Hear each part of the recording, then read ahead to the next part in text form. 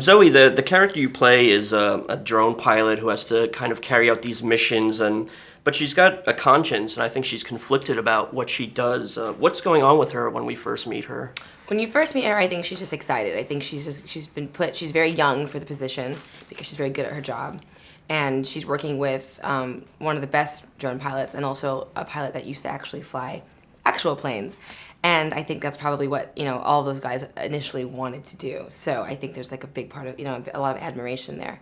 And then as the story goes on, she kind of becomes like the moral compass of the story. I think the reality sets in of what it means, to fly these drones and let these missiles go, And so, I think she kind of, her all the glittery, pretty, interesting parts about it go away. And what kind of research did you do to really understand what it's like to have this position? Well, Andrew had actual drone pilots, or ex-drone pilots come and work with us, and they were always on set available as well. So making sure that, not only talking to us about the psychological effects themselves, but also just physically making sure that we were doing everything right.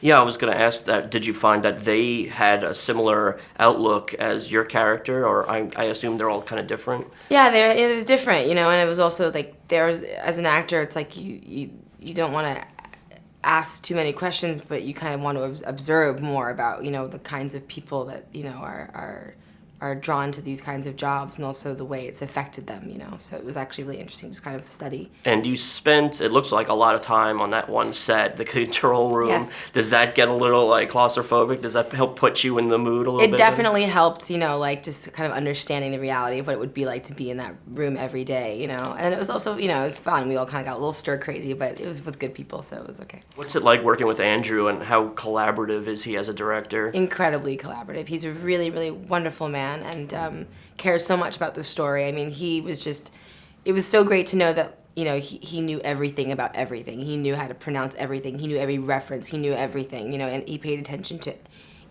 the costumes, to the regulations, to the lingo. Like, he wanted to make sure everything was true and legit. So I felt very safe having him on set. With Ethan, the dynamic between your two characters is kind of complex, and there's a lot going on there.